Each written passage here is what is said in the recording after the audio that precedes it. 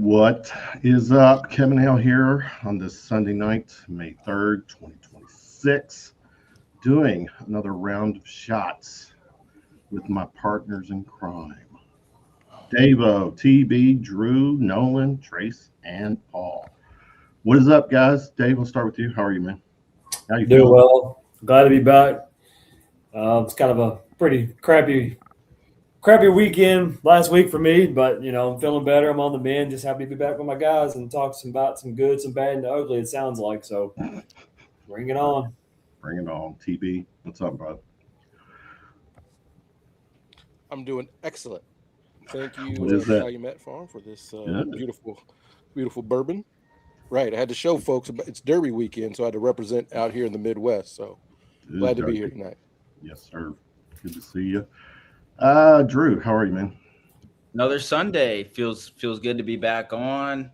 School for me is finally wrapped, so summertime. Excited, but another show. Let's do this thing. Let's do it. Nolan, what's up, man? Not much. Just normal Sunday. Glad to be on here. Glad you texted. Can we officially set the timer to when your mug is on the back of a public transportation bus? No, I don't plan on that. Come on, give the hammer some competition. I don't. I hope that doesn't happen personally. Trace. Let's avoid that. Better call Nolan. Instead of Morgan and Morgan and Morgan and Morgan, we got Nolan and Nolan and Nolan. Yeah, there we go. I'm gonna find like 150 other people with the last name Fleming, and we'll just all go into partnership together. There you go. Well, it's Sunday night. I don't know how we got here so quick. It felt like it was Sunday night 2 days ago. It's already a week's falling by. Oh, we made it back, guys. Let's do another one. Good. Paul, rounding out our jungle. What's up, bro? So So, happy boy today. Man United beat Liverpool. So is that what you repping? Is that what that is? right there, baby. Champions League secured for next year. Michael Carrick's got the team flying and hopefully going in the right direction because it's been a long time since we won the title. All right. People in the chat, appreciate you hanging with us. Give us a like, a follow, thumbs up, all that good stuff to keep get this show out there for all the algorithms to meet. All right, let's get at it. What do we got? Derby 152 here in the Ville. What was this Derby? It was a Derby that was won the first female trainer ever in the history of the Derby. 152 year, I guess, 32 history. Is your winning trainer. Trace, you put out a post. I'll start with you. What was the Derby this year to you? I'm also looking that the Derby peaked at like over 19 million viewers, or not peaked, it hit 19 million viewers, and I think after the post Derby for NBC went over 20 million people. So supposedly that's a record. But Trace, what you got on the Derby? Yeah, I think the Derby is obviously super, super special. I mean, it's like a global flex, like to the whole world. Like, tune in on Louisville, Kentucky. So if you're from Kentucky, as I think we all are, it's a little a pride thing, I mean, I know there's some negatives of how pricey it's gotten and all that other stuff. That's completely valid. But like for a moment, it's like what feels like the whole world's looking at Louisville, Kentucky. It's cool. It's cool that we get to showcase that and all the bourbon. And as Terry said, he had to rep in Iowa to all his people. That's what you got to do if you don't live in Kentucky anymore. So it's just special. Rep your home of Louisville, Kentucky, and I enjoy every bit of it. TB, I'll go to you. I mean, you're a fellow Louisvillian. Absolutely. I don't know. Do you, the Derby? I actually have never been. I'm not into the horse thing, but I do appreciate what the city does. I mean, basically, the whole month of April is leading up to the Derby. Do you have to make flex payments to pay on the mint juleps? I got my bourbon with me, but like Trey said, if you're not New York, you're not Chicago, you're not LA, you're not Miami. As an American city, what do you do to pique the consciousness of America, right?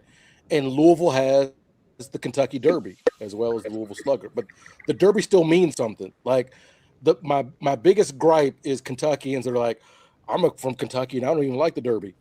Good for you, but 20 million people watching this live, 150,000 people are in Churchill Downs, hundreds of thousands more are in Louisville or in Kentucky for this. So good for you that you don't care, but it's awesome. It's awesome that it's a thing that people know about. Like, again, I'm here in Iowa. People know I'm from Kentucky, and people ask me about it. Like, have you been? Yes, I've been. Is it with the hats? It's with the hats. It's with the mint juleps. It's a thing. Like, and it's an opportunity for Louisville and Kentucky to dispel a lot of the hillbilly stuff that we get nationally and say, look, we can put on a pretty big show in Kentucky. Like, I love looking at the guest list of people showing up, going to the Derby parties, going to the race. Joe Burrow was there at Churchill Downs. Like, it's a thing. And so as a Louisvillian, I'm very prideful of that. So a great race yesterday, like just absolutely like, wow. So it still matters. So as a Louisvillian, I'm a big fan. Davo, what you got? Did you watch it? Yeah, so I was doing a wedding, so we kind of paused mid-wedding activities, and we had a TV set up out there, make sure everybody watches it. So yeah, it was a great race. To go on record, mint juleps, they're absolutely disgusting. It's just tons of liquor with a little leaf in it, severely overpriced. But other than that, yeah, I mean, I get what people say, about pricing out locals and stuff for the Derby. It is a lot more of a cash grab than what it used to be. So, let those people who are willing to spend all that money to go to Derby, let them do their thing and have fun. Louisvillians do have 5-0 Tuesday and Wednesday at the track and Thurby, so they get 3 days for the locals to go and have fun and dress up and play and play pretty, right? So yeah, so congratulations on the first ever, like you said, female trainer to win a Kentucky Derby. That's awesome. The ladies started it off on Friday with the Oaks, and then a lady ended the big weekend as a winning trainer. Right. So shout out to the ladies there. That's awesome. And also the two Ortiz brothers, was the two that came down the final stretch. So brother versus brother finished first and second there. So that's also pretty awesome. Yeah, I mean, I enjoy it. Like I said, I mean, yeah, I've seen it so many times, living in Louisville. But like I said, you got to have some pride with it. You know what I mean? It's super awesome. Louisville shows out all the time. And, yeah, it's always a good time. It's over pretty quick, and now we get to wait for, the fastest 2 minutes in sports again in 363 days or 4 days. Drew. Yeah, I'm not from Louisville, obviously, so I didn't. I'm from St. Louis, but I always enjoy watching the Kentucky Derby. The craziest thing from yesterday was the horse that dang near did a backflip right before they were about to get in the stables, and obviously he got scratched, but that was crazy. But I always enjoy the jockey got thrown, right? Yeah. Yeah, it was crazy, but I always enjoy watching the Derby every year, so that's that. Who hasn't? Paul, what's your take on the Derby? If you're Vinny Viola, you might as well just sell your like magic dust of whatever is sitting in your house, because that man literally just pisses excellence, apparently. I'm a Florida Panthers fan, so he's had 3 straight years of his team in the Stanley Cup final. We needed 72 injuries to keep us out this year, but that's fine. We've got to give somebody else a chance. And then he wins the Derby. So I think it's the second Derby since 2017. So in 10 years, he's won the Derby twice, 2 Stanley Cups, been 3, and has 3 Eastern Conference titles, and turned around one of the worst franchises in the sport. So kudos to him. Yeah, I mean, he's a pretty innovative guy on the ice anyway, so I'm not shocked that the first female trainer was from him. And he is a veteran and has a bunch of veterans that work for him too as well. So pretty cool story if you don't know kind of they're about Vinny and Teresa Viola. And they're very active in the community in Florida and everything too, so it's pretty cool. Cool. Sounds like we need to get him involved in Kentucky basketball. I don't know if he'll do it. I don't even know where he went, but yeah, it'd be great if we had him involved. Yeah, because whatever we're doing now, it ain't working. It ain't gonna work, and we'll get there. Who else? Who isn't? Anybody else? Oh, Nolan. I'm not very opinionated about horse racing or the Kentucky Derby, other than the fact that it's cool to see Kentucky on a stage like that for a week at least. But I don't usually hold that many opinions. It was, for my money, though, the best Derby I can remember watching in my life. I think it was the most improbable one, considering how Golden Tempo won it. Pretty. I watched with a large. Yeah, exactly. I watched with a pretty large group of people, and everybody was in shock by that. And so, outside of that, like you said, it's cool to see Kentucky get the representation. I'm not from Louisville, not from anywhere near Louisville, but just seeing Kentucky everywhere is a really cool thing, not just for that city, but for the state as well. And yeah, I'm a big history buff too, so seeing something as historic as the first female trainer winning the Derby is a big deal to me. So very cool. Pretty historic weekend. Yep. Go ahead, T. And let me just say this: like everywhere else on Earth, the natives get to say how their city is pronounced, but when it comes to Louisville, like people freak out. Like, I'm tired of people be like, it's Louisville. No, it's Louisville. Like, you're named after King Louis. It's Louisville. It's not Louisville. Either it's Louisville, or like I've started in my old age, I say Louisville. I just say 2 syllables, Louisville. That's where I'm from. So it's unless Louisville. we're talking about the Cardinals, then you can butcher it as much as you want. Well, they're going to come up in conversation a little bit, so stay tuned. All right, let's pivot. So what is it, 2 weeks from today, right? 2 weeks for the Preakness? Yeah. And if anybody out there hit that trifecta, just buy us all a drink and we'll call it even, by the way. What was the dollar? Yeah, man. $12,000 trifecta. Better check my son-in-law, see what he did. Well, and the good thing, before we move on, the good thing I love about Churchill Downs, like across the street from Churchill Downs is houses. Like we see all these other like sporting events that are away, and they have all these entertainment districts around it. I love Churchill Downs because it's like just houses across the street. Like you don't see that anymore. Like Wrigley Field and Fenway Park, where it's like these historic places just in the middle of like the hood. I live across the street from Churchill Downs. Well, it may not be a place I want to live, but yes, there are houses right across the street from Churchill Downs. That's crazy. I love it. That sounds like never mind. I'm not even going to go down that road on an entertainment district. We'll talk for an hour. Go ahead. All right, where we at? Here's the thing. Maria's always got my mic squared away. She's got a good ear, man. She's got a good ear.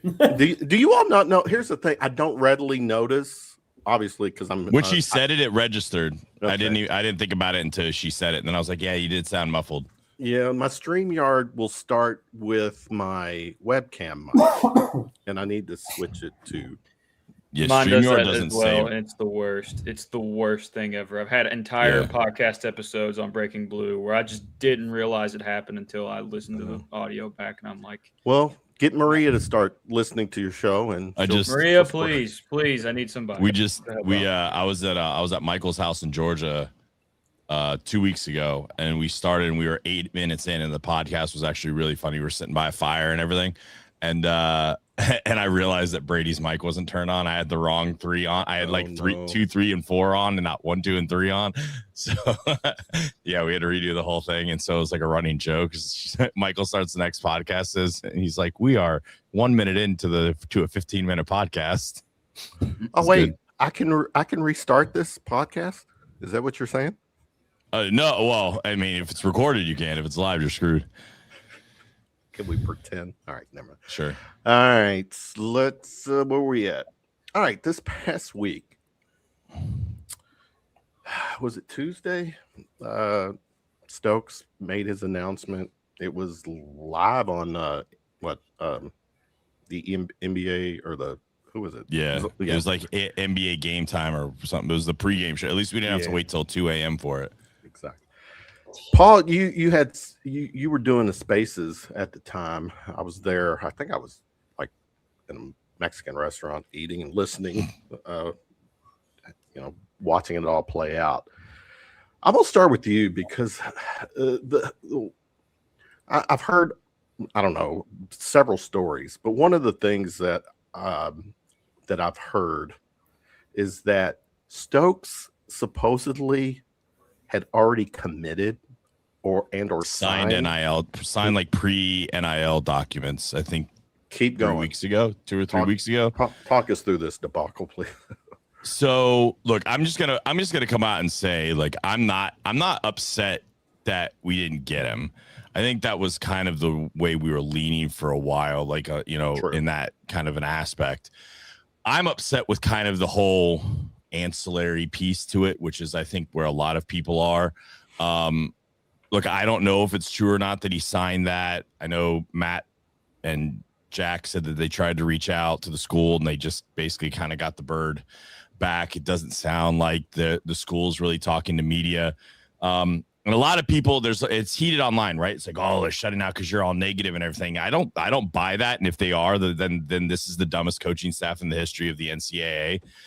If you shut out the media, the flow of information shuts out to you as well. A lot of this stuff that's coming down the pike is stuff that you're going to hear from insiders. There's that symbiotic relationship between media and coaching staff to where you give them intel. And look, there's like, we talked to some of the football guys. They ask questions. Hey, have you heard this? Right. Like, and I'm sure they do it with everybody. Right. And they want to know if what they're hearing is true or where their blind spots are. And it seems like that Pope has been, and just the staff in general has just been very bad when it comes to that. Obviously, we have not landed. I don't know if we've landed a top 20-ish guy. I think JQ may have counted, but he was injured, so I don't really count him. I don't know, like, and in our group chat and everything, there's this debate of like, oh, like this player and that player. My whole thing is this is not the standard of Kentucky. See, I don't talk like TB now, right? Like the standard now. I'm saying the standard all the time. He's got it.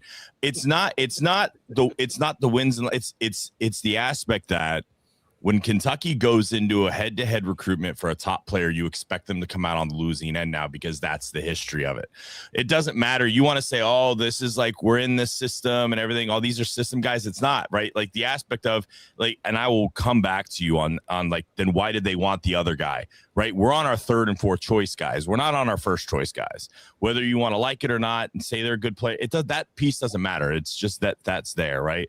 And so it just doesn't seem like we're smart. And then you got Mo Williams committing a NCAA violation just for the whole freaking world to see, just out there, just like it was just an all systems meltdown on the coaching staff there. And, I've not been like the sky is falling guy. I've been trying to be a little bit more on the middle, and it's hard right now to see, because if that's the way our staff is, and look, there's a lot of problems. Again, we'll die on this hill. It's Mark Pope. This is a perfect cocktail of Pope, JMI, back end, all those things, right? Like people go, well, Will Stein, football's different. I'll say it till a million times, till blue in the face. Football's different. You don't know football recruiting is different. Like, go touch grass. But the other thing is Will Stein does not give an F. Like, Will Stein does whatever he wants. He gets advice, and he's like, that's stupid. Like, we know this. Like, it's why the PR is so good, why they're landing players. Vince wants to come out and goes, it's called overpaying. Well, you know what? It's called being smart. If you're going to overpay a little bit to go get a top 10 recruiting class, even if you keep half of them, your foundation for the 3 or 4 years is now set. What else have you done? You've created a narrative that you can do it at Kentucky. So maybe it doesn't happen the next year. Will Stein's not like this bum of a recruiter, because he also has a track record. I get guys Heisman's, I get guys in the league, right? Very different. So my concern is just Kentucky basketball is not in a good spot right now. I don't know why my mic's falling. I don't like where it's at in terms of, just it's shut out. There's no communication. You don't even see Pope comment when we get a player. You hardly see the staff even comment. Maybe you get a boom from Fleeger, but we haven't even gotten booms for all the players.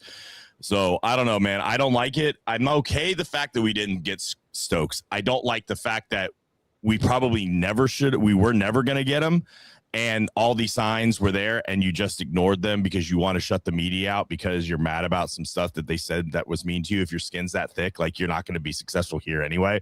So, I I think it's somewhere in the middle of you can like I say a Blue said something like Kentucky shouldn't be sitting around hoping that they surprise people and are better than they are, right? Like that's what we're hoping for. And you have the doomers that are basically like Pope is the Antichrist, and you have the sunshine pumpers of like, oh, this team is so much better than last year. Kind of in the middle. Yeah, if X, Y, and Z players take a jump, this team could be good. We still have to get more guys that would have to take a jump. They could be good. But if they don't, we could suck, right? And it's the aspect of Kentucky basketball shouldn't be in this position. Period, hard stop. Everyone should be in agreement in that. If we're not, like, we got to look at ourselves, too, in the mirror and be like, hey, like, it doesn't mean I'm rooting for Pope to lose. I'm not going to go and hope that we lose by 30, right? Every game, it's embarrassing. You don't want to see that. But at the same time, right, like, the state of Kentucky basketball is not good. And if JMI wasn't an issue, I've heard this from 3 or 4 people, like, they're apparently changing their, like, some stuff on the back end with, like, their agreements or how the rigidness is. I don't know all the details, but that's just some rumblings I've heard. So I think it's just a perfect cocktail of Pope's just weak. He's not kind of going against what's not working. And and he's shutting too many people out. And this is where we're at. Trace, my take with BBN, or my perception, after 2 years of just mid results, our fan base it's safe to say is getting restless. We losing a Nike sponsored athlete, right? He was a Nike athlete that grew up in Louisville. Yeah, that grew up in Louisville to an Adidas school, while Stokes was actively visiting Lexington, is being framed by the local and national media as an embarrassment. I mean, it's egg in our face. I mean, we're kind of a joke. We should not be in the situation we're in, but here we are. Go ahead. Yeah. Honestly, it was. It did suck to see, because I don't think I ever felt like we were going to get him. But as we all did in the final hours, you fall into it. You still got a chance. You believe for a second, and then just on national television, just pulls out the 2K thing with Kansas, says rock chalk. And it's another example of this whole summer, or this whole spring, Kentucky's kind of getting finessed a little bit, is now being used as a leverage to go up other offers. We saw it with Donnie Freeman as well. And there's some rumors, some belief out there, I don't know how entirely true it is, but if he did sign those NIL offers before the contract with the revenue share, if Kentucky and Kansas are both waiting for them to build out the roster and waiting on him to commit to build out the roster, say if he committed to Kansas unofficially 2 or 3 weeks before, you're just wasting Kentucky's time. And if that's what Kansas wants you to do, that only hurts us. Then you go into the whole Nike school. He's a Kentuckian. They also got Tate Kenny, who's a Kentuckian as well. Overall, just kind of an embarrassment. It's a guy that you wanted and you didn't get. I think we just got finessed on it, and it sucks to see in front of the whole country. Drew, let me pivot to you. This is a situation, how I understand, is that we kind of let me word this right. Did we put all our eggs in this one basket, the Stokes basket? Because I'm reading, and through Spaces and everything is Paul Spaces is, we reportedly passed on other top 10 prospects. I want to say, was it Holt and Collins? To focus. Collins was a whole nother issue. That was a whole nother thing. But the guy that just committed to Louisville. Well, we got to talk about that guy too. We offered, right? Like, so that's the aspect of that part. Mm-hmm. Well, go ahead, Drew. Jump in with your thing. Yeah, well, I think first off, to your point, like about that 2 years. This isn't just a 2-year problem. I mean, when you're really thinking about it, what the hell has Kentucky done since like 2018? Fair. Since like De'Aaron Fox's team, or I'm sorry, Tyler Hero, PJ Washington, that team. So like that's a bigger issue. We're in 2019. So yeah, that's what I meant. I mean, we're almost a decade from when Kentucky's really competed for like a legitimate Final Four. And then, yeah, I think Kentucky definitely did put all their eggs in the basket. I mean, you hung around until late April Or maybe they just felt like they had to after the way the portal swung. Like maybe if Kentucky does get some of those early huge portal names, maybe they just pull themselves out of the Stokes recruitment. But we got so deep in it, you already lost a ton of recruits. It was like, well, it's April 20 something, and there's not a whole lot of options out there. We got to keep fighting for them. So it's just a tough situation all in all. But I think what Paul was saying, like, I'm more frustrated. You know, he was saying he's not frustrated that we lost Stokes. I'm really not necessarily either. I am, though, when it comes down to we lost him late April, and there's not – I mean, you're going to need something lucky to happen to be able to fill that void of what he could have brought you as a player. If this was just a recruitment we lost in November or December, okay, it's not a big deal. We got other high school guys we could pivot to. We got the portal coming up. The problem is the majority of the portal. They didn't seem to know that they weren't going to get him either, which is also a problem. Yeah. That's also concerning. It's like I think they thought they were getting him, and you know, in their own minds, I guess were delusional in that way. So that's my biggest worry is we missed out on him, and there's not a whole lot of answers to fill that void of what he could have brought you as an impact player this year. I posted something the other day. There's 7. I think there. Well, now 6 because McNeil is going back to. So now I think there's 6 of the top 150 players are left, and there's only 1 inside the top 80 left. Are all of those guys in the NBA draft process? Nope. You know, nope. You got like Jordan Burks is one. There's a guard from Oklahoma State. I don't know if he's in the draft or not, honestly. But like, there's guys like that that you might recognize their name, but they're not like jumping off the page. Obviously, Milan's the biggest guy. He's the number 2, but I think he's the only one. If you take what's his fate? Oh, I guess he already committed to Tennessee, didn't he? Or is he crystal ball or whatever? But yeah, Duke Harris. So I think it's literally just only one guy because. Burks is ranked 85th, I think. I'll jump in here for a second on Momcilovic. I don't care how it makes Mark Pope look. I don't care how it makes the coaching staff look. Drop a bag on that man's front porch. They've offered it. Drop a bag on him. Well, then offer him more. He's got to get him here. He has to get him here for this team to even have a chance for me. I'll just say this. If you add Momcilovic, this roster looks way different. In the offseason, if you want that impact player, that's Milan Momcilovic. Yeah. Well, you get him and like the guy, the center, one of the foreign centers we're talking about, and then Hampton.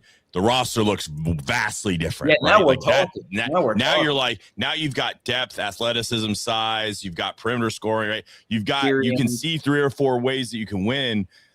Right now, like I would argue our bench. I don't like our bench at all. We don't have a bench hardly. We have 2 guards really that are actually playable. I don't know that I count Morton. Then we need a bunch of guys to just absolutely develop. I'm gonna get you, TB. Hold on. TB, I'll let you. You know, before you speak. You know, one of the things I want to is it get to the point now where I'm gonna throw this out. TB, you can respond or not, but you know, with all these whiffs, you know, do we need to be concerned with, you know, our donors that, you know, are looking at like, what the hell's going on here? We're not, you know. They're already talking about who the next guy could be. Like those conversations are already like not prevalent. Donors are fans too. Like they got to be sitting there like, what the hell? That's what I'm getting at. Yes, that's what I'm getting at. Yeah. Okay. They just got a lot deeper pocket. Go ahead, that's a good point. And the thing is, the thing is, we understand that football recruiting is different, but when you're at Kentucky and Will Stein is being able to sell Kentucky football, which historically hasn't been great, which recently hasn't been great, and Will Stein is able to get conversations and lockdowns with top players. As a first-time head coach, too. Then, like, this is his first as a rodeo. first-time head coach. Like, yes, he is able to sell his vision of Kentucky football to dudes, and they're like, that's great.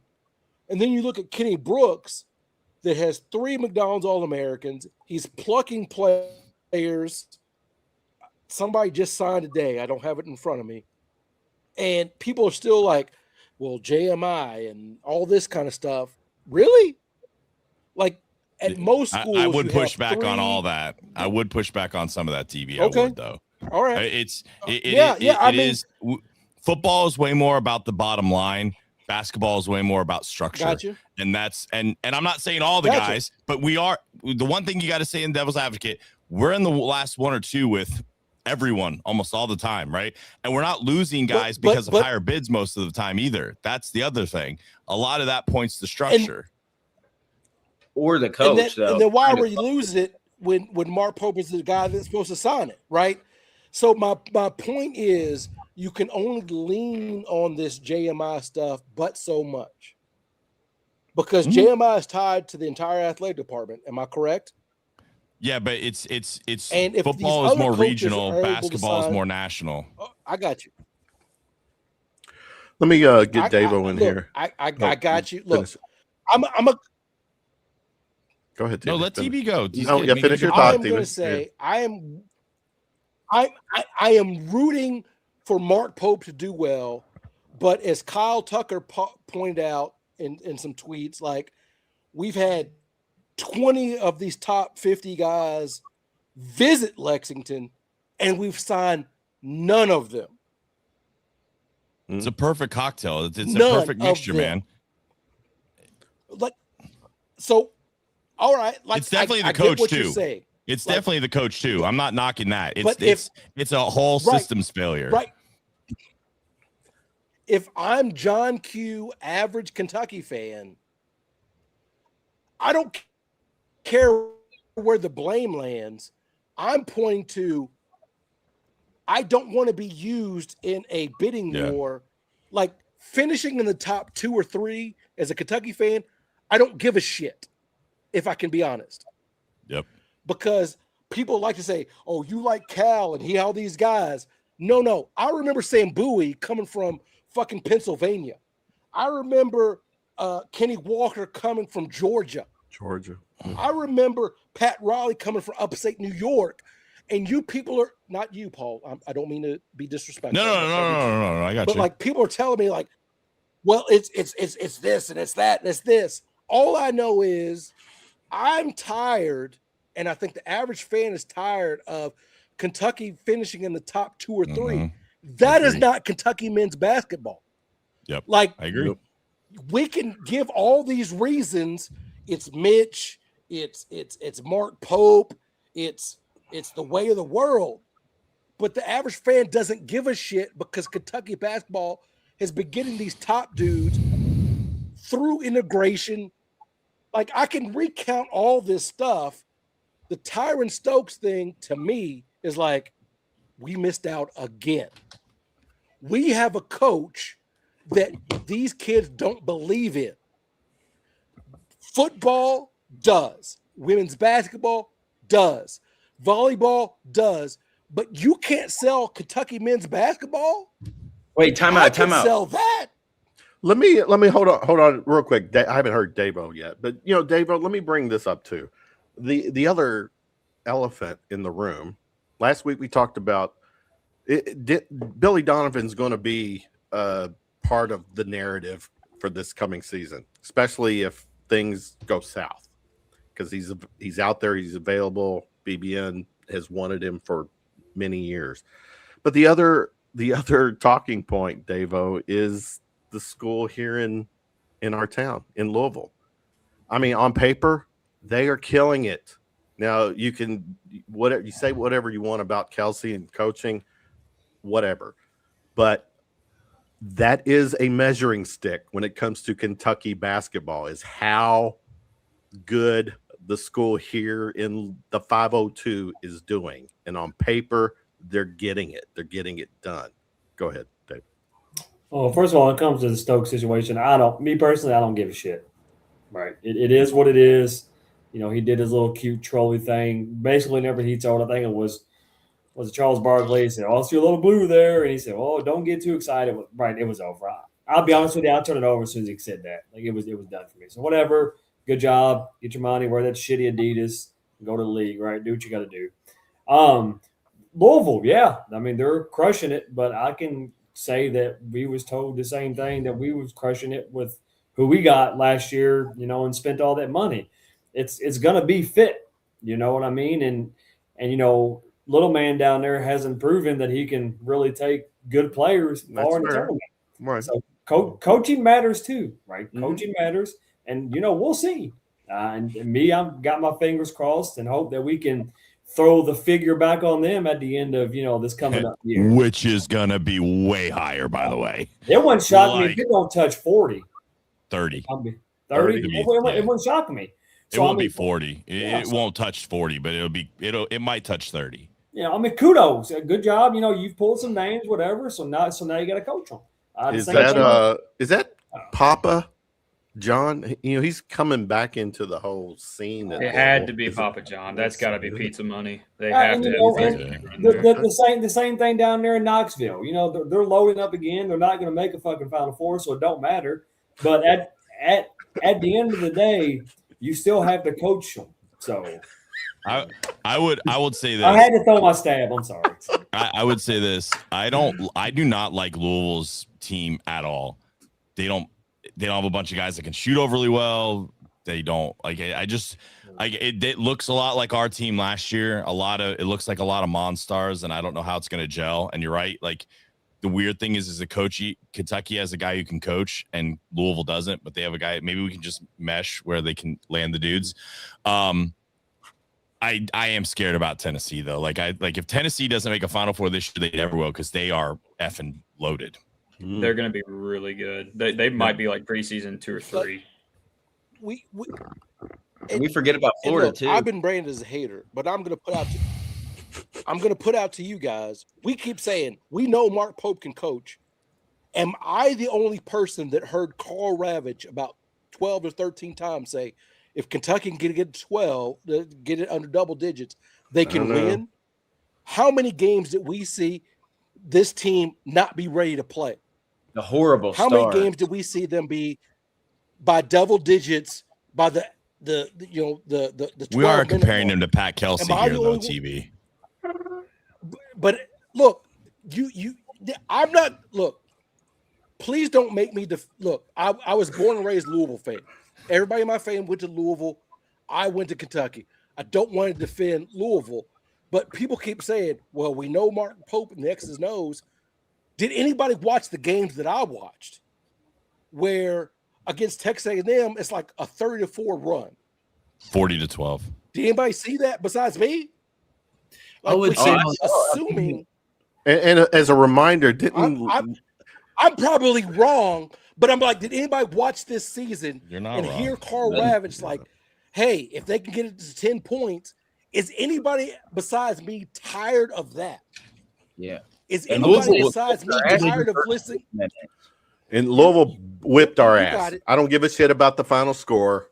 They whipped our ass. They also played the best game they played all year. Okay, whatever. But they still whipped. And they won. And they won by the largest margin they've won in 20 years. Louisville wins by 3 points. 8 points is a blowout. But I have to sit here and be like, well, it is what it is. We're trying hard. Do we know this man can coach at this level? You're going to find out this year. You're going to find out. You're going to find out this year. Well, there's still hold on, Drew. I'm going to get Trace in here. And you damn well better figure out in year 3. that board is what board. Like, look, hold on one second. We can debate we can feel that he's signing all this stuff. At the end of it, in March 2027, we will know. We can pretend because he was the captain of the Untouchables. We can pretend all this stuff. It won't save his job. People, I am tired of Carl Ravage looking at Jimmy Dykes and saying, if Kentucky can cut to 10. I don't care who they fucking sign. I am tired of that. Well, we'll save him his job is when Terry Brown eats an entire legal pad's worth of paper because Mark Pope makes the Final Four next year. Hey, Trace. Oh, yeah. Look, Trace. Nolan, because you say that, I've got all these pages. When he makes the Final Four, I'll say it. I'm just tired of this. Well, are you tired of this one, TB? Because Kyle says TB. That's what I was going to mention. Trace, This year, 100%. I was tired of hearing Carl Ravage say that as well. But I think what it comes down to is we just didn't have a Mark Pope style of a team. They didn't gel well together. But in year one, that's still on Pope though. It is, yeah. But I would say, and it's on 1 year basis. I think year 3 we're going to find out. But in year 1, I think it looked like he could coach. Just year 2 he didn't because of the roster that he put together. Kind of like what Rando was saying. Yeah. For the record, hold on, Paul. For the record, when I hear Mark Pope, Coach Pope can coach, are we still following or using that one play against Duke where he called what's the spin guy? Move on Cooper the spin move? He got that right. I mean, okay. But he overachieved with a mid team that went to the Sweet 16. Like, I think that was impressive. It's not Kentucky standards, but in year 1 with the talent that he had put together, I think that team makes at least the Elite 8. That Tennessee team does not beat Kentucky if they're healthy. The team healthy would have been like contenders. Like I loved Pope's first. That first year team could have won. Could have maybe even won the title. Also, let me say this too. Like, I know we have to do it because it's the Pope era.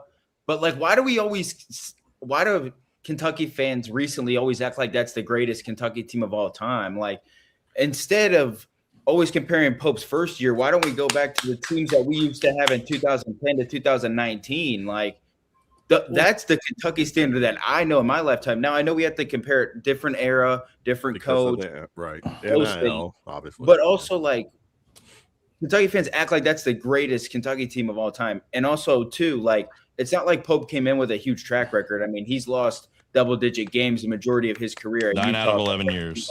As well.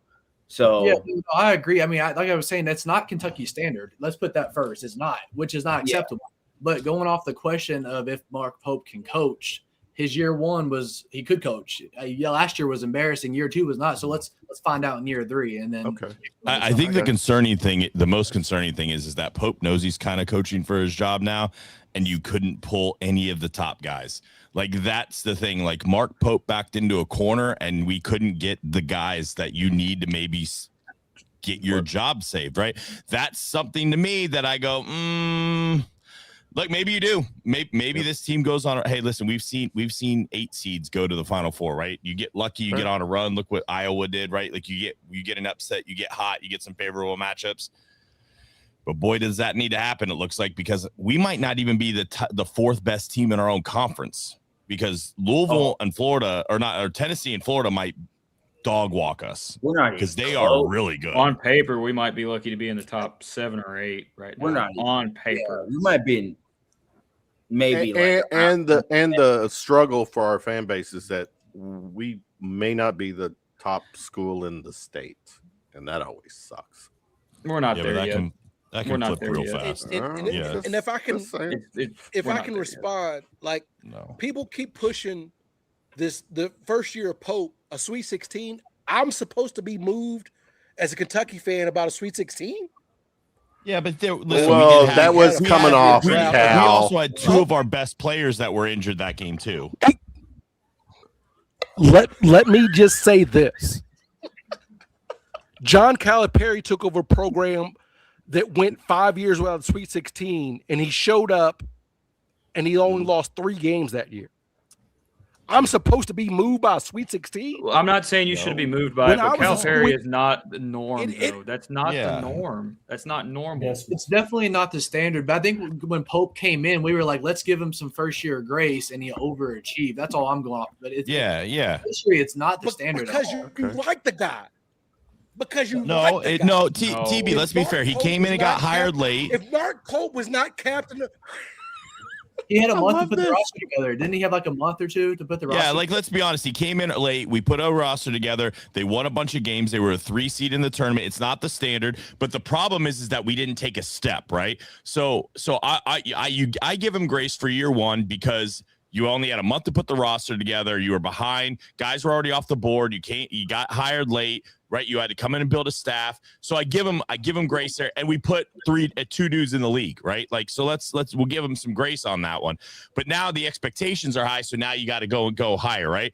And we didn't do it, and that's where the problem is. Like, that's why I think we can give the year one grace, but now no.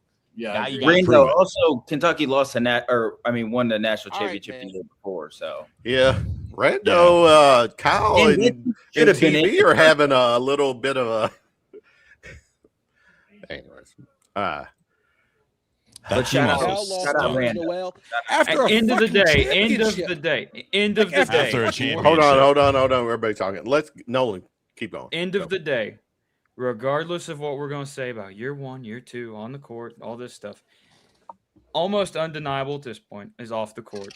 Mm-hmm. Mark Pope is running a circus. The basketball program right now, to me, is a circus. That's really concerning. That should be, and when you mix that in with the mediocre results on the court, that's bad. Really bad for Kentucky. Yeah, I agree. It doesn't look like we're heading in the right direction either way. Hopefully we're wrong about the results next year. Hopefully we all hope it is. Belly up with paper. But like you said but earlier, here, real quick, guys, this is where, as a fan for over 50 years, I'll say it, I'm old. I've heard the word hope so many fucking times during this tenure of, and this is where again, this is not what this program is. We used to be a brand. We're not feared. No one, we step on a court. People actually go to the games to watch us get beat because they are confident that their team can take out Kentucky on a national televised game on ESPN, whatever. We are, it's disheartening. And I don't know who were you, maybe I think who was Nolan. I was talking to you before the show. Usually Round of Shots is a seasonal podcast where I'll shut it down after basketball season starts, or ends. And then, it's quiet time, but there's a lot of shit to still talk about because we're in again, as a fan, I'm a fan. I'm doing a show as a fan, and I'm frustrated. I share this frustration with BBN. And what the fuck happens, guys, if Marino stays in the draft? Oh, no one's even comparing that. No one's actually thinking that. And I think it's a higher chance than people think it is. Because at the end of the day, like, if you see this roster and you're Marino, we don't add anybody else. What do you think? What do you want to do? Do you come back to now? I will say if he gets a first round, I think he might stay, but he's not in the first round and he's got a good amount of money to come back. So let's just put it that way. But to your point, TB, like when we're talking about this and look, as a fan in the fan group, and this is why I preach this all the freaking time, like till I'm blue in the face, because we saw what happened with the golden parachute, right? When we get loud about something, get really fucking loud, right? We change, we can swing the pendulum. So why I say this till I'm blue in the face is what we're seeing with Kentucky basketball with NIL and all this. This is an institutional problem that shows that we were not prepared for what was going to happen. You were not, like, from the top down organizationally. Cal bounced because he didn't like the structure we had. We could talk about it till we're blue. Cal would have stayed at Kentucky if we would have just been modern, and we weren't, right? That's why he left. Now, I'm not arguing and saying Cal should have stayed. This is a conversation, right? The fact of the matter is that the Kentucky athletic department has, from the top down, incompetence running it. Look what Duke's getting from the Amazon thing. You don't think that Kentucky, you don't think if Amazon would have gotten that from Kentucky, they would have just went bananas? You don't think Kentucky would have sold more Amazon videos than fucking Duke? Like, let's be honest. If Kentucky was going to go on Amazon or Netflix, they would set record ratings for that shit. And you've got us sitting out here with clowns in the athletic department that, like, and I know it sounds silly, but like, look how late we were to just selling beer in the stadium that drove another $2.5 million in revenue, right? Like, it's dumb thinking, old mentality that's got this basketball problem the way it is. You got Stein, Brooks. These guys are forward thinking. They don't listen to the status quo. They're not listening to the administration. They're doing what the fuck they want. It's working. So the administration can't tell them not to do it. And Pope is a yes man. He's a weak guy.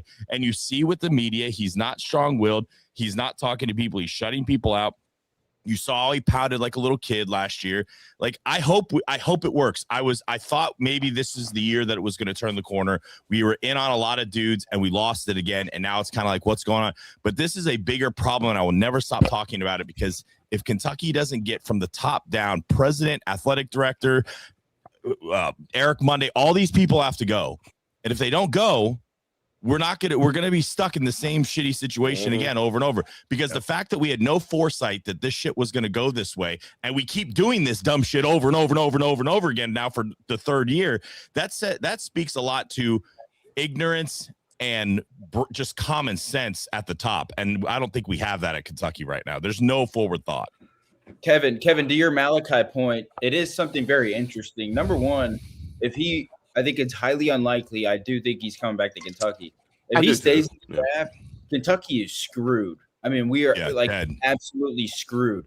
There is nobody out there to replace him. The center market is ridiculous. Reese Potter, let's go. Heck yeah. There's nobody. We'll have a 6'6" center, 6'7" center. There'll be we are screwed. But the combine is going to be very important for that decision. He is 7 foot, 7'1". If he tests very well, if he balls out, Malachi could play himself into a late first-round pick potentially, because of the centers, and NBA teams love drafting on potential, and he is a guy with an incredible amount of upside that an NBA team could persuade him to staying in there. So that's something to monitor, but I do think he'll be back at Kentucky. What if they say he's we're saying he needs to take a big leap. What if he took the fucking leap already? Like, and he, what if he's shooting 3-pointers and everything in the draft? And we're like, because you can't teach 7-1. No.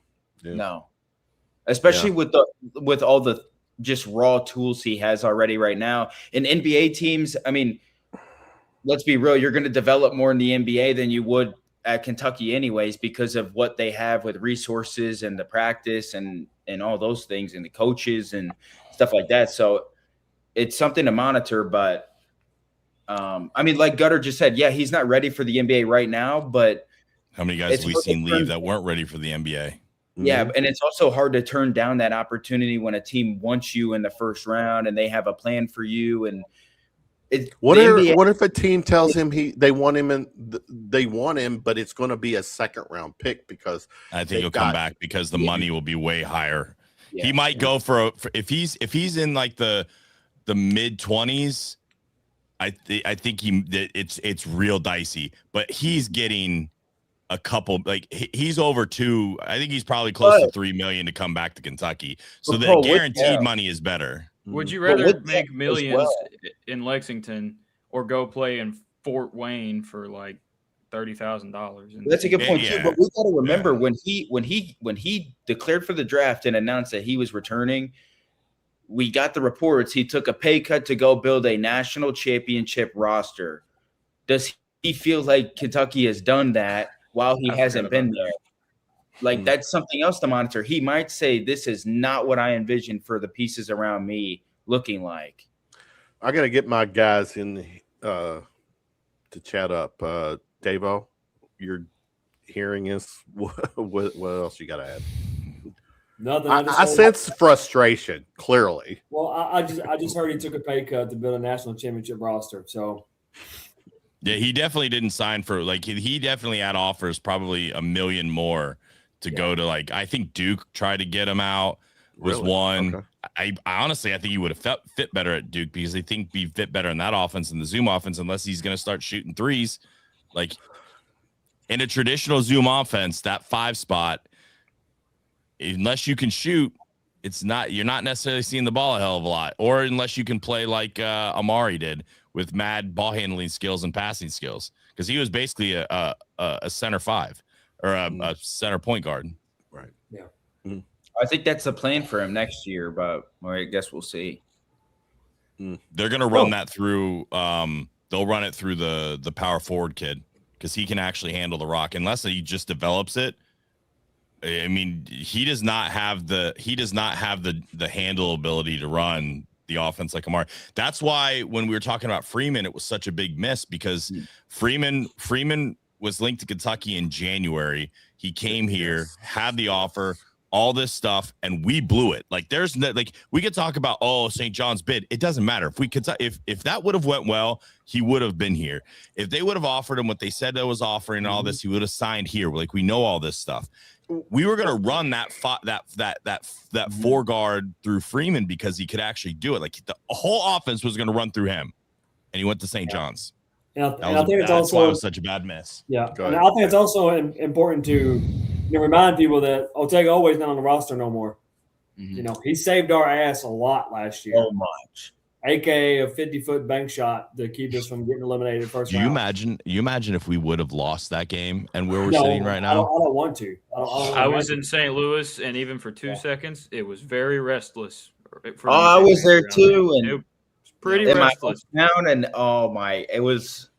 My heart stopped beating for about 3 seconds when that ball went in the hoop from Alan Graves, and then Ortega resurrected me or something. There was literally. But be honest. In fairness, in fairness, what is the I can AI if I wanted to, but what is the percentage of him hitting that shot 10 times? Less than one. Less than one. Exactly. So my point is that we were really out. Especially if he has to call bank. If he has to call bank, it's probably 1 out of 10. Yeah, every time. He said that's a bucket though. Also, that's back up like what we've been talking about earlier. Like we shouldn't be in this situation anyways. This is Kentucky, right? Correct. Yeah. It's tough. Yeah. So real quick, YouTube rocks the village. Are you guys supposed to be more knowledgeable than the average fan? Yes, we are. That's why we're doing a show on a Sunday night. We're supposed to be. No, that's why we're doing a show. We're supposed to be with 1,000 people watching right now. Yeah, but you could be the judge of that, if whether or not we're spot on or not. I was actually real quick. Here's something real quick. I got to give a little shout out. Well, trying to rep his team too. Trace, Cats coverage. I have not done this for you. Tell us about Cat coverage because you got like over 20,000 followers, just on X, and I follow you on Facebook too, and your posts get attention. Your followers with Cat coverage. So to answer that question, I think Trace, Paul. Well, I appreciate you saying that. But I guess in terms of the X thing, I've been using these fingertips on Twitter since 2016. So and then Facebook's just a different crowd. But I appreciate you saying that. Thank you. Facebook is definitely a different crowd. Facebook fans, man. I swear. You want a good laugh? Just go scroll through that, man. Mark Pope is going to be like homeless and like, he's got like 3 cheerleader side pieces according to Facebook. Is wild. Oh, Jesus Christ. Oh, dude, I've seen stuff like he's like poor Mark Pope, his wife like cheated on him and left him. I'm like, what are you? The homeless shelters in Lexington took a huge hit when Colin Chandler transferred out too. What I heard. So this is Adam. Thanks for the chat or comment. Work in Scott County, and what I'm hearing from locals is that Paul is right. There's more of a chance that Marino stays in the draft. Paul's usually right. So I've been saying this because if you go read his announcement, that was way too much of a door. Like if you go read his and go reread it and then go, and then the discount and now where we're at, like I'm telling you, I've been sitting there and people have called me very bad potty names, and I don't want him to stay in the draft, but I'm telling you, it's this is squeaky bum time for the next 24 days. I think the 27th is the last day to pull out, right? Let me fact check. I think it's the 27th. It's the 27th or the 29th, one of them. Potty names? Yeah. I thought we were like big boys. 27th. Yeah. First time. Should have kept with the gut. Oh, man. I mean, and again, this is why we're doing a show on a Sunday night during the off season, talking about Kentucky basketball because it fucking matters. I mean, we are who we are. We've been a TB. Help me out. We've been a force, a brand, a thing with college basketball for so many fucking years, and here we are on this Sunday night, May 3rd. Looking back at what happened this week, and again, the national scene is we're kind of a laughing stock because we spent all this money last year and we saw what that got us, but here we are. TB, speak. Can't hear him. Yeah, mute. I think you muted. I think he's muted or something's going on with his mic. He is. Yeah, we can't hear you, TB. To go to Nolan's point from earlier, while he's fixing Well, his headset, when Graves hit that shot, and I was sitting here writing notes down because I'm like, this space is going to be like that space might have broke records, but like your space is killing it. I love it. I was like, oh my god! And then he hit right, like it was. I was like, ooh, because I didn't even want to do that space, to be honest with you, man. Like I knew it was just going to be absolutely horrendous. What's this? Any info on Stokes? Yeah, text? So on Snapchat, there was a student or someone in Lexington that sent Tyran Stokes a messages that he could have do what he, that kind of No. thing. The whole semester. Oh, what now? What? Say that again. I'm That he was gonna Favors. he had a female lined up or something. Yeah. The female lined him up. How about that? I think, okay. yeah, I think that's the best way. I don't know how the best way to. frame They're that. all rock stars. These dudes are living the life. Well, Okay. welcome to Kentucky. We don't have to get $3 hookers to win national championships. Exactly. I still remember back in the day. I'm digressing. TB, your mic. Wait, did TB's mic get fixed? I don't know, but I remember. I for some damn reason, this came to mind. What was the Louisville basketball when they had the hooker thing? Who was I can't remember her name. Anyway, Katina Powell. Katina. She was on. This came up as I don't know how this came back to me, where she was doing an interview with Matt Jones, KSR, and she talked about how the girls were squirting to the sea. I don't know how it was. But well, I mean, at the end of the day, the lesson learned is I don't know. the lesson learned from that is pretty simple, right? You fuck a cheap whore, you lose your banner.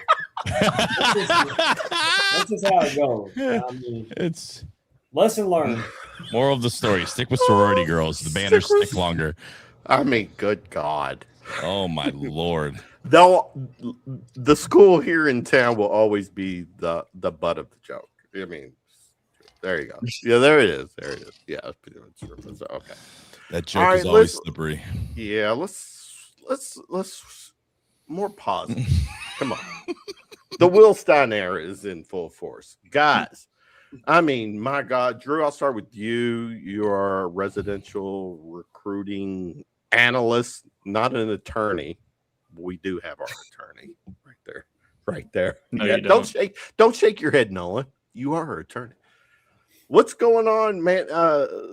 Stein. I mean, he is just good God. I mean, every publication out there says next year's roster is top 10. And man, he's not letting up. The dude has got his foot on the gas. Talk to us about what's the latest and greatest with Kentucky. Yeah, I got another commit this week. Safety out of North Carolina, Marquise Bryant, 4-star guy, top safety as well. I mean, just continues to add in the recruiting. I know there's multiple kids, I think, committing this week that Kentucky's in the finalists for. So I guess we'll see if they can close on those guys. But, yeah, it's pretty impressive. I mean, you just honestly, like, I was going to ask you guys this question earlier. Like, whenever Kentucky basketball gets into recruitment, like nowadays, we almost expect them to lose and hope for the best. Now you look at Will Stein at Kentucky and you're like, I kind of expect us to win this recruitment, which is a little strange and different than what we've seen in the past. But yeah, I mean, he's making noise.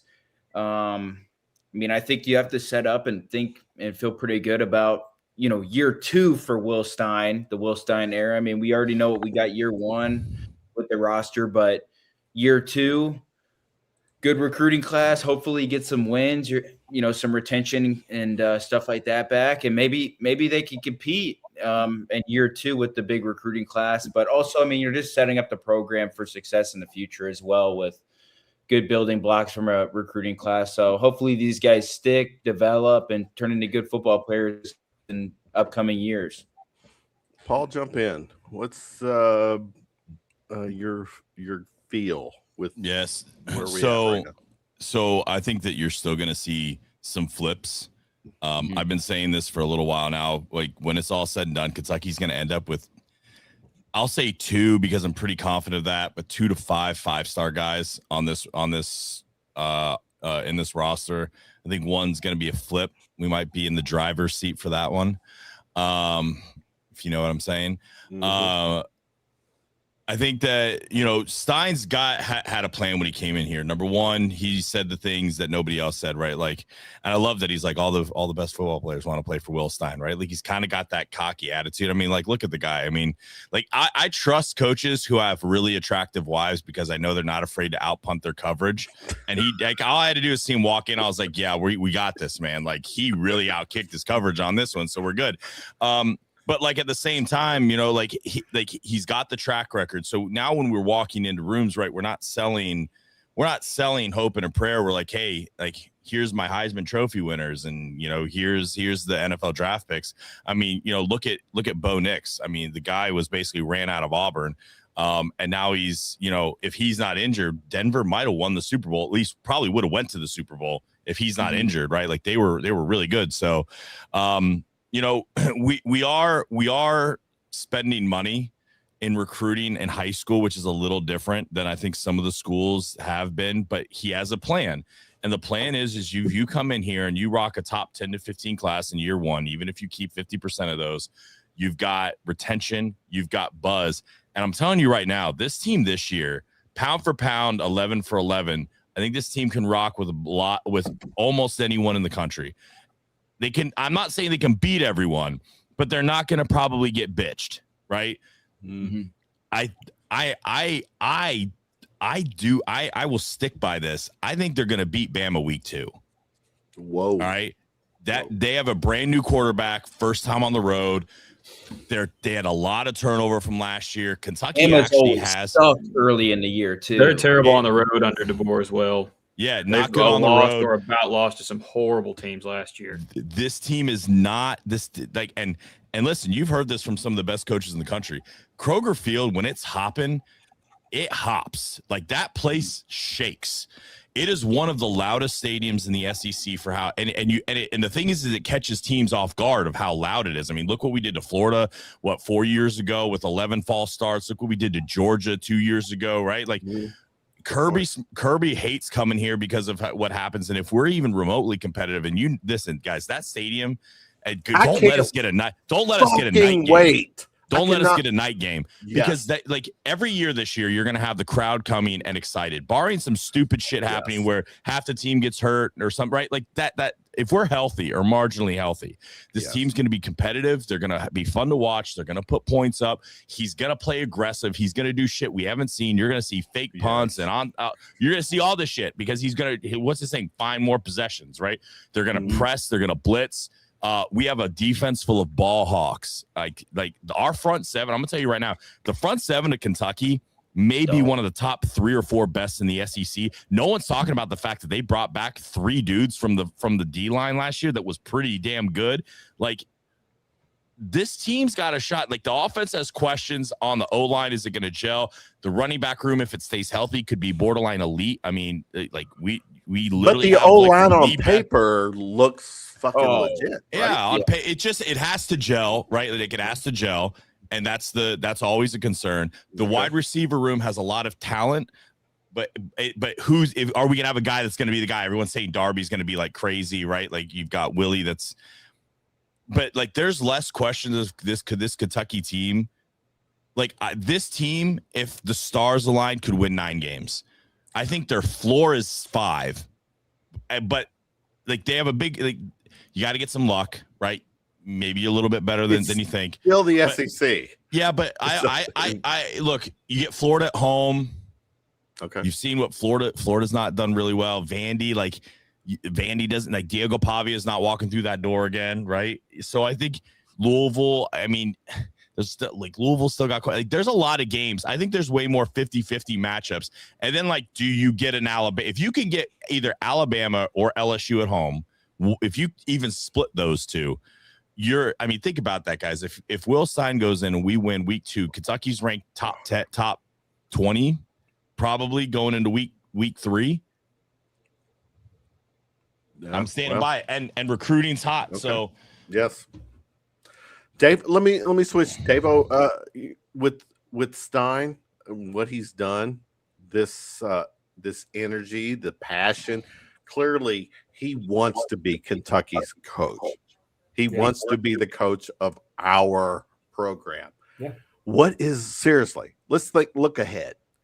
That, for what is that, Labor Day weekend, whatever that first game is, the energy, the electricity, everything about that Saturday game is going to be so fucking over the top. Go ahead. I'm going to do all I can to buy tickets to that game, regardless of where I got to sit. You just got to be there for that. For Bama? Oh, no. Or the home opener. Just, yeah. Go ahead. Unfortunately, I got a wedding that day, but don't worry. My iPad be right next to me, ready to go, watching that game. So don't worry about that. Of course, you cannot – they can't have their first dance and anything until the kickoff. I'm going to talk to the coordinator, and we're definitely going to work around that. So don't worry about that one for sure. Fair. But you are seeing Will Stein being the complete opposite of what Pope is, right? He is recruiting with swagger and confidence and not being a nerd. I mean, let's just call it what it is, right? He is selling the fact that he is a proven winner in every level he's been in. And he is selling the fact that he ain't scared of shit, right? He is saying, come in here, build this with me, and I'm going to take you to where you want to be, right? And the ultimate goal is for a lot of these young men is to go to the league. And he said, well, guess what? I can do that for you too, because look who's in the league that I've coached, right? Yep. Look who I've sent to New York, right? So, I mean, he's got a mouth and he can prove it. And, and like Paul said, even a team last year, I know it ended kind of shitty, right? But they were competitive in some games. Ole Miss, right, who went to the playoffs. Like, it's there. Right? We basically gave Ole Miss a playoff spot because we hurt their quarterback and they found a Heisman finalist. Yeah, we did them a favor. What are the chances you hurt the starting the starter gets hurt, the backup comes in and he goes on to almost win the Heisman? Like, that's just Kentucky should have won that game. Kentucky should have won that game. Yeah, they should have. So went here twice on 4th down late in the game, and then could have kept field goals. Position. Well, yeah. And you also had Cutter miss Willie wide open when it was a 6-point game. All right. I think he missed Hardley too. I think he overthrew Hardley on a go ball or something like that at the end of the game too. Give me a TO real quick. I got Nolan and Trace. They got to bounce. I want to get their final thoughts. Again, Nolan, Trace, thank you as always for hanging with us on Round of Shots. Nolan, final thoughts, final shot. Yeah, go. We're going 16-0, winning the national championship. My Football? Final thought. Yeah, Okay. I'm in. Chris Ignetti, that's just Will Stein now. You know what? That's a damn good point. He showed it could happen. He thinks it At can happen. IU. Yes. Well, Will Stein is convinced he can win a national championship at Kentucky. Clearly, he's convinced he can win. He can be like Nick Saban in Kentucky because that man. Oh, he's got some swagger to him for sure. But either way, I know you hate the word hope. Hope basketball figures it out. But I'm really excited for the future of football. The future looks awesome for Will Stein. And, let's just get some more talent in here and get some more studs. I appreciate you guys having me on again as usual. Always, my brother. I'm gonna milk the legal fees dry for you though. So set rate $3,000 an hour, something worse, something. Yeah, there you go. I gotta make more money. I would like to note I did not sign off on this. Good God, 3,000. Got to pay attention to what you guys are doing, Paul. Yeah. They don't have he doesn't have signing power. It says in the agreement. Yeah, he does.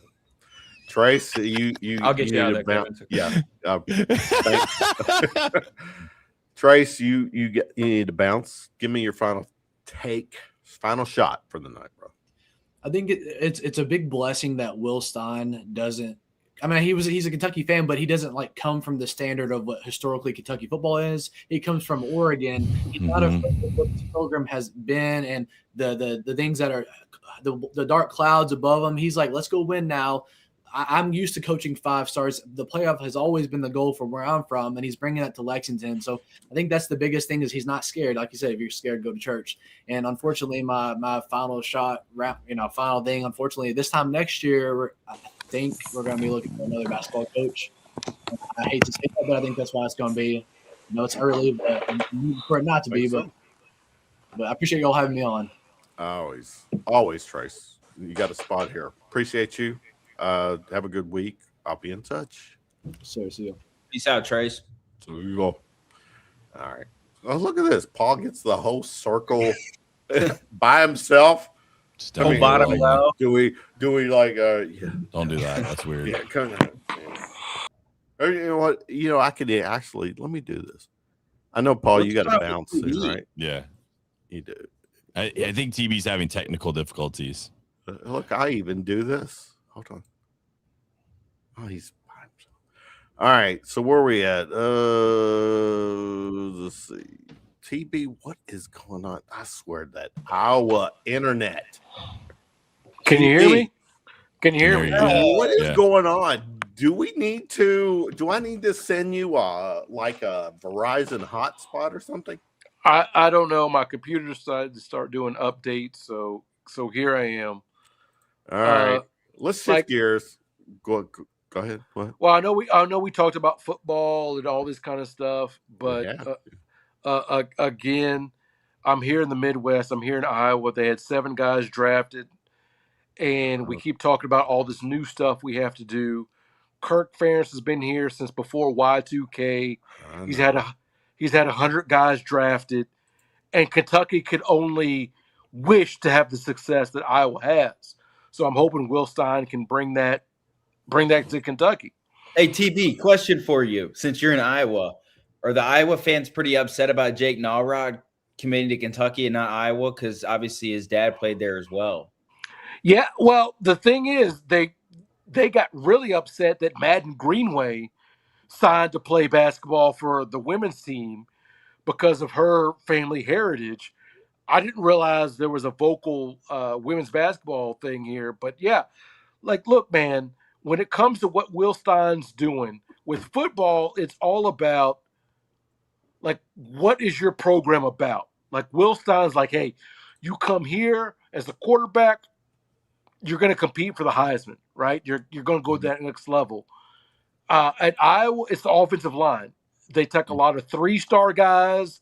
They turn them into NFL prospects, and it's tight end you, right? Mm-hmm. So I'm hoping that Will Stein is able to get that moving in the right direction where Kentucky is the place that you go and move on to the next level. That's my hope. That's a good point. Also with that as well, we have to remember I wasn't the biggest fan of the hire because of the way last season went at LSU, but Joe Slone has a huge track record at quarterbacks as well with Jaden Daniels and Garrett Nussmeier and those guys at quarterback at LSU as well. So I think hopefully Will Stein can help him with some of the coaching and play calling decisions. But in terms of selling what he's been able to do as well as a quarterback developer and the success he's had as a quarterback coach and offensive coordinator as well, I think Joe Slone is also a huge selling point. And Chip Kelly is not his coach. And for my 2 cents with that, it's so when I talk about Kentucky needs to be like Iowa, people are like, oh, you live there. But I'm like, the reason they've had 2 coaches since 1979 is because of a bunch of factors. One, you beat your rivals. Iowa beats Iowa State at a 70% clip. All those weird trophies, like the pig trophy with Wisconsin, they win at a 70% clip, right? There's the game from 2017. Iowa put 55 points on the board against Ohio State in 2017. And on Cats Talk Wednesday, I had Vinny, my co-host, go through how many years do you have to go back for Kentucky to score 55 points against Georgia? How many years? And it was 12 fucking years. So my point is, if Will Stein can give Kentucky an identity where you're beating Vanderbilt with regularity, you're beating South Carolina with regularity, you're beating Tennessee with regularity, and then you trip up Georgia and you do like Paul said, you trip up Alabama, now we're talking, right? Now we're moving in the right direction. So that's what I want to see. All right. Well, whatever you want is whatever we get. No, I'm just a guy, man. I'm just a guy. I'm no insider. I'm just a fan that talks really, really loud on podcasts. And I appreciate you. Has internet issues. It has internet issues because I'm in the middle of a fucking cornfield. If you build it, they will come, except for your internet provider. So there you go. I'm already on my Verizon looking for a hotspot for you. So I need it. Thank you. All right, let's give a shout out real quick, guys. UK base. I gotta bounce, guys. You gotta bounce. All right. Yeah, I gotta bounce. Thank you for hanging. Appreciate it. All right. Thank you, Paul. Appreciate Love it, you. guys. We'll Talk to you guys soon. Yep. All right. So here we are. Let's God damn it, keep it smaller and smaller. Yeah, no, it is. This is our four. This is us. This is who we are. People in the chat. For the record, round of shots is TB. I was getting ready to say us four, and then TB literally drops. What the hell? I mean, Comical now at this point. I mean, that's just crazy. I mean, I was just going to say, if TB drops randomly, it's going to get really weird. I know, yeah. Here he comes. There. TB, I was literally getting ready to announce, the four that's left is the four of round of shots, and then you drop. Anyway. Yeah, all right. Okay, let's talk UK baseball. TB, you're a UK baseball guy. Yeah. They had a great week. They took out Tennessee, which is always a good thing. They're gaining momentum at the right time. Let's give some love to UK baseball. Go. Yeah, man. As you can see, I'm all Cats everything. And so with the baseball team taking care of Tennessee, that's fantastic. So I hope they can build some momentum. They probably won't host any regionals, but just build some momentum and keep moving forward. So that's where I am with the baseball. Yeah. Davo, what you got to say about? Yeah, their pitching came back alive this series for the most part. So that was exciting, and their bats got hot again. So, anytime how I feel, you can defeat Tennessee in any sport like that is fun, right? Because those fans bitch and moan about everything possible, so it's fantastic. Like TB said, you make it to the postseason in any sport, you got a chance, especially baseball with all the double eliminations and stuff. So, just get hot at the right time. I believe they got Florida next, I think, coming up. So and just another opportunity to really improve your resume and get those wins you need. Drew, final take on the baseball thing. Yeah, well, it's always good when they beat Tennessee in every sport. I wish they could do it more in football consistently. But yeah, I mean, with baseball, you just get hot, get the bats hot, get the pitchers hot, and you get in the postseason, and anything can happen. So, hopefully they can close out the regular season strong, get in the conference tournament, hopefully win a couple games, and then get to the regionals and go from there. You never know with baseball. So, and Kentucky's got a good team. So, just get hot at the right time and anything can happen. That South Carolina series really hurt, though, because they stink. So that really hurt. And if they make it to Omaha, I will be there. So there you go. There you go. What's this comment? Omarish. How does Louisville have five stars coming in to play off the bench, but we can't get a no one? That's a good question. Hey, look. Go back real quick, and I'll let everyone answer. But go back and watch the previous segments when it comes to Kentucky's recruiting. But go ahead, TB. What do you got to respond to that? Like, I hate to be put in a position to defend Louisville, but I'm from Louisville, and for Kentucky fans to act like there isn't any emotion in Louisville, don't do that. Like, there are folks that are committed to the University of Louisville athletically, academically, and so if they can get a leg up on Kentucky, they're going to do that. So I know we have to be patient, allegedly. I know we have to allow things to work out. And I know that Pat Kelsey has to coach these guys. But winning in the offseason, Louisville hands down. And my concern as a Kentucky fan is perception matters. If it becomes, and Drew, correct me if I'm wrong, but if it becomes this known commodity that, hey, nobody wants to play for your coach, that's an issue, right? Like, if Pat Kelsey can get guys on campus, that's an issue. So that's my concern when it comes to Louisville signing people. And people don't have to believe me when I say, let Louisville win this year. And it'll be two wins in a row to Louisville. And we will see panic like no other, right? Like, they got Papa John's Cardinal Stadium, and then we got renovations to Cardinal Stadium or to Commonwealth Stadium. They got the Yum Center, and then we got renovations to Rupp. Kentucky can be down, but they can't be worse than Louisville in anything. Nope. Full stop. Agree. I agree. Yeah, I mean, credit to Louisville and Pat Kelsey. I mean, they're bringing the recruits in this offseason, and Kentucky's not, at least on paper, star recruits. But like TB said, like, when the perception happens that people don't want to come play for your coach, I mean, that's a detriment to any program. And I think we see it now. Like, you know, say what you want about Michael playing half the year last year, or whatever. He played 75%, but he's going to be a top 10 draft pick. Like, Pat Kelsey has something to sell on. Mark Pope has nothing to sell on about producing guys to get to the NBA level. And, you know, he needs one or a couple to break through, but will he even get enough time to do that at Kentucky? Like, that's the question mark. I mean, we can talk about money all we want, about recruits and things like that. Maybe money is the reason that Kentucky's getting in the final fives, the final threes, but they're not closing down, because what is Mark Pope selling to them? And we have to be real too. Like, what is Mark Pope selling to them as a team?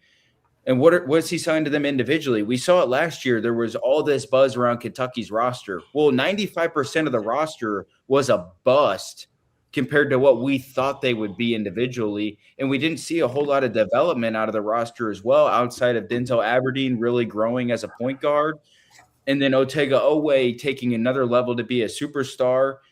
Other than that, you didn't really get to see a whole lot. You had a 5-star guard and Jasper Johnson. Now, a lot of it was out of his control. But like, Mark Pope also, with what was given to him, didn't put. Where did he go? Where did he land? Oregon. But like, Pope didn't do the best job that he could to put Jasper in the right spots as well. Instead, he kept insisting on putting him at the backup point guard spot when Jasper continuously did not have success. You know, that's something that people can sell to recruit against Kentucky, of like, look what he just did. And Malachi had a good year as well. But, you know, Malachi was also a 5-star All-American, McDonald's All-American player that, like, you would expect to be a one and done. And now he's projected in the late, you know, the middle second round pick potentially. So, you know, just, I mean, credit to Pat Kelsey and, you know, Louisville recruits, but, you know, Kentucky's got to do their part as well, or, you know, you're going to continue to see the same off-season things happen over again. And aren't we tired of, like, if this happens, the roster will be great? Aren't we tired of that? Yeah. Like we're debating the 50th best player in the country. Aren't we tired of that? Like, we need to have a bunch of different discussions. Like, Cal still got guys on campus. We can talk about Oakland. We could talk about St. Peter's, but we never had to be like, we got to wait for the 50th best player in the country to come to Kentucky. Like, we never had to question talent, the Jimmies and Joes, ever under Coach Cal. Ever. But I'm old enough to remember, and that's the thing too, is a lot of these folks bank on, oh, you remember Cal. No, I remember Joe B. Hall getting dudes on campus. I remember Tubby Smith getting dudes on campus. Hello, I remember Rick Pitino being able to sell Jamal Mashburn. I know we're on probation. Come here. I can get you where you want to go. Right. And now all of a sudden it's like, who knows if we can get these dudes? I'm not ready to punt on that. But year 3, we'll see.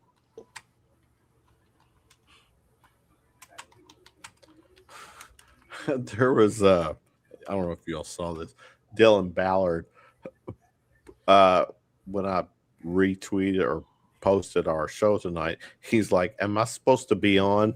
I hope I didn't overlook it on my schedule." No, he's good. Next week. I know, but you know what? Now that he put himself out there, he might be locked in for next week. Anyways, all right, let's round. I know, Davo, you are sleepy. Long weekend, man. Long weekend. Okay, all right. Let's do this. Final shot. Our residential kiddo, Drew. Final shot, brother. And you know what? Do I have anything to worry about when it comes to you and Kyle's podcast? What do you mean? I'm kidding. My final shot, I don't really have one, honestly, because last week I said Tyran needed to commit, and then he did. The problem was it wasn't Kentucky, so he did commit. Yeah, so I think maybe I need to be on like a 1-week suspension from the final shots because I'm not having a whole lot of success here. Talk about something that's not going to get not Stokes related or recruiting related. Let me. What do you? You know what? Final shot. This is. I'm gonna serve this up for you. Okay. I think people in our chat will want to know this. This is a very important question to pose to you. So be very serious with your response. Okay. What shampoo do you use for your hair? Shampoo? I just use like Head and Shoulders shampoo. Just a basic shampoo. I mean, my hair, there's not much to it, It's just a curly. People talk about your hair. They hit me up about your hair. I mean, there's nothing I could do with my hair. It just grows and it's stuck, and that's that. Head and Shoulders. Yeah, just the standard shampoo. I don't think I've ever used Head and Shoulders. But never heard of Head and Shoulders? No, I've heard of it. I've never used it. Oh. TB, do you use Head and Shoulders? I do use Head and Shoulders. Do you? I got Head and Shoulders up in my bathroom right now, so I'm with you, Drew. All right, wow. I don't have luscious locks, but yeah, I use Head and Shoulders. I got a feeling Davo doesn't use Head and Shoulders. Davo don't have a lot of hair to worry about up top, anyways. But I use some really some Bath and Body Works bougie, 3 and oh my god, we got to talk. 1, I use because it smells good, right? Look good, smell good. Yeah, absolutely. Yeah. All right. TB, final shot, bro. My final shot is to the to Aurora University. They won the NACC Women's Lacrosse Championship. Oh, also, by the way, first team all conference, Sarah Brown, daughter of Terry Brown. Hey, like I know we're only supposed to care about men's basketball and football, but hey, my daughter is out here killing it. We're first team all conference. They found out tomorrow where they go in the national tournament, but there's a champion in the Brown household, and damn it, I am super proud. Yeah. Very cool. And your other daughter's really fast. Yeah. And my other, you're right, Dave-O. I was in Louisville last weekend, missed the show. My youngest daughter for Atherton High School in Louisville, Kentucky, got another first place finish in the 400 meters. She is lined up to run in the state tournament. I will be at the state tournament May the 23rd to watch my youngest daughter, run. Nice. Hey, look, like we can debate this team, that team, but y'all know when your kids are doing something, man, it's different if you've got kids. Mm-hmm. Like I've done some pretty cool stuff on my own, right? Like I have a pretty good resume with the little stuff I've done. But when your kids are doing it and you just have to stand back and be like, this is great. Like I understand LeVar Ball walking in and be like, let me tell you how great my kids are. Because every week with my daughters, Sarah and Lauren, I love them to death. Every week is something great. And the grades are good. So I'm like, how y'all this smart with this as a dad? How do y'all have this athleticism with this as a dad? I'm just cheering and enjoying the whole thing. So thank you for letting me share that. Aurora University, outside Chicago. We rocking, baby. It sounds like we need the Browns on her on the show on a Sunday night to talk. Hey man, them Gen Z kids don't do anything. I tell them I do a podcast, they don't care. But same with my kids. Yeah, but all I'm saying is you know when you're a parent, and I'm not trying to put myself over non-parents, but when your kids are doing something, man, it's great. And I'm the stressful dad. Like I don't sit in my seat. I'm walking and pacing. I'm yelling. I'm doing all that kind of stuff. It's crazy, man. Like I'll just jump in and say this. Like my dad, since I started doing the show, I mean, he's, obviously I'm working towards getting a journalism and media degree at Kentucky and stuff, but like, he's always telling his friends about the show and hyping me up. I got my parents' friends coming up to me, telling me I'm a celebrity and stuff, which is crazy. I think I'm the funniest thing. Come on, man. But, which show though, Drew? Well, he always starts with round of shots and then he goes to heavy pour, but he's letting them know that I'm on both, which is cool. So, but he's just, I guess he's proud of me, seeing me on shows and talking Kentucky sports and stuff like that. So, I mean, you probably got your hair and your goatee from your dad, right? I definitely get the hair is from his side of the family for sure. All right. We got to give the love to the dad. There's nothing like it, man. I tell everybody I know about what my girls are doing. I'm just a guy, man. Absolutely. And they're doing it. So I tell everybody, they don't say what I'm doing, but I tell everybody what they're doing. It's awesome. And that's how it's supposed to be. All right. Shutting this down on a Sunday night, May 3rd. Again, Kentucky sports. I'm sorry, Dave. What'd you? Well, my bad. I mean, I was just gonna say I don't have kids, but I do have 3 dogs, and I get super happy whenever I teach them a new trick, like paw and sit and stay. So I feel you on that. You know what I mean? No, but I gotta get this sound bite from Paul. That's awesome. But hey, I will say this, and this is going to be directed at a guest that comes on, Beezy. I'm talking to you. I have just recently done my 4th wedding, and I'm always super appreciative of all my clients. And stuff. Yep. I got 42 more weddings in 2026 to do. So say a prayer for me. Yep.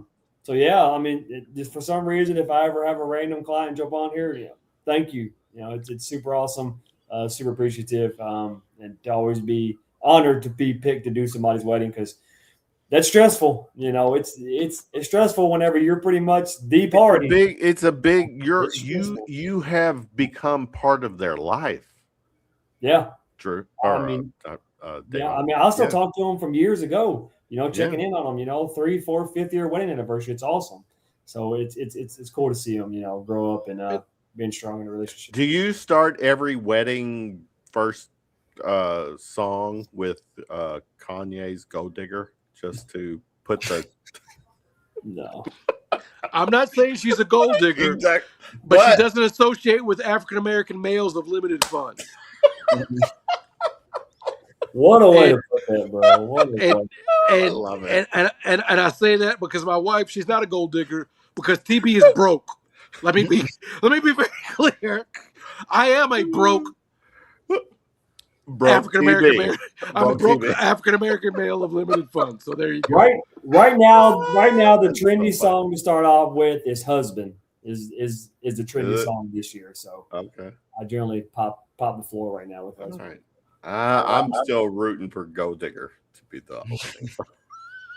I'm not saying she's a gold digger, but she is with an African American male of limited funds. If I ever do a random divorce party, we'll start off with that one. Right. And at the very end, he does all that stuff and he ends up with a white girl. And here I am married to a white girl. There you go. I'm the song, baby. I'm the song. All right. Good stuff tonight. Shout out to Trace, Nolan, Paul. Hanging with us. Good stuff. TB, Dave-O, our residential son, Drew. Again, we're this is supposed to be Round of Shots in the past has been a seasonal podcast where I shut it down, literally had shut it down after basketball season. I think we're going to keep going for a while. We got to keep it going for sure. We got to. Content is king, so we'll do our. We got a lot to talk about. The baseball season and the postseason. We'll start ramping up on football stuff here again soon.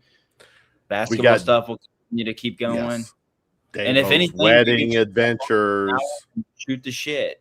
Yeah, I got tons of stories about that. Dave-O's wedding adventures, Drew's hair every Sunday night, TB being the lightning rod for BBN because his rule that the whiteboard exists because it's facts. Hey, y'all keep thinking that losing to Iowa State not a big deal. My fucking neighbor is an Iowa State fan, and every time I'm outside, I wear my Kentucky shirt. Let me tell you something.